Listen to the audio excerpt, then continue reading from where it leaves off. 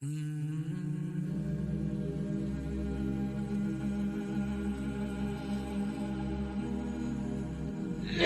just before Prophet Muhammad ﷺ died, a very extraordinary event took place.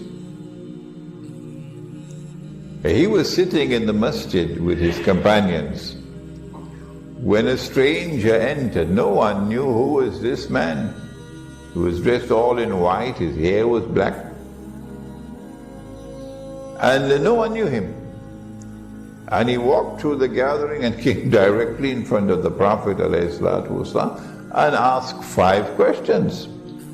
And the Prophet ﷺ answered him, and the man would confirm, yeah, you're correct in your answer, who is he? And then he left, as strangely and as mysteriously as he had arrived. And after he left, the Prophet asked, do you know who was he? Who was he? So we said, Allah and His Messenger knows, but we don't. And that was Gabriel, Jibreel alayhi salam, who came to instruct you in your deen. One of the questions, the last question, what are the signs of Akhiru Zaman? And one of the signs that he answered and gave it, you'd find naked, barefooted shepherds competing with each other in the construction of tall buildings. That's why I said you people of Kuala Lumpur are familiar with this subject. And when you build your twin towers, then Korea will get jealous and put up something taller in Seoul.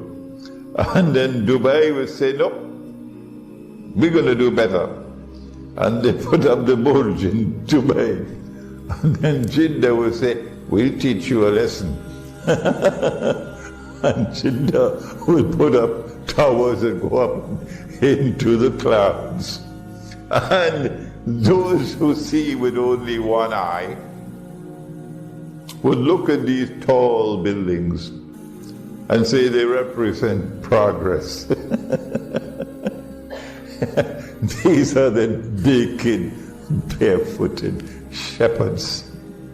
But those who see with 2 eyes will say, no, what resides in the heart is far more important than the tallest of buildings that you can build. So we are living in Akhiru Zaman. If you can't see the tall buildings, please make an appointment with an eye specialist. The Akhiru Zaman, or the last age, is going to culminate with the return of the true Messiah, Nabi Isa alayhi salam. But Islamic eschatology has something very important to introduce now. Something which affects the political process, something which affects the world economy, something which affects the monetary system, something which explains today's strange and mysterious reality in the world today. There are those who are content to simply go to work in the morning, face the morning traffic, and go back home in the evening with your air conditioner turned on in your SUV, and then go home and cook a nice dinner and sit down and watch television until it's time to sleep. And you do it over and over until the weekend comes. And then the weekend is the time for fun and games and so on, and for Saturday night's fever and so on. And this is life. This is life. You worship the dunya, you live for the dunya, you die for the dunya. But there are others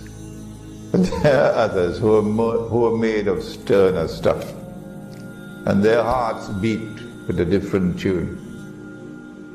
These are people who yearn for something higher. something which explains the strange world. I'm not prepared to be just another piece of balsa wood floating on the ocean, and the waves will take me wherever they want to. No, I want a boat which will take me to the port, the destination that my heart longs for. I must understand the world in which we are living today, and I must respond to it appropriately. I want peace and contentment and tranquility in my heart. And I can only get that peace and contentment and tranquility in my heart when I understand the reality of the world in which we live, and I respond to it appropriately.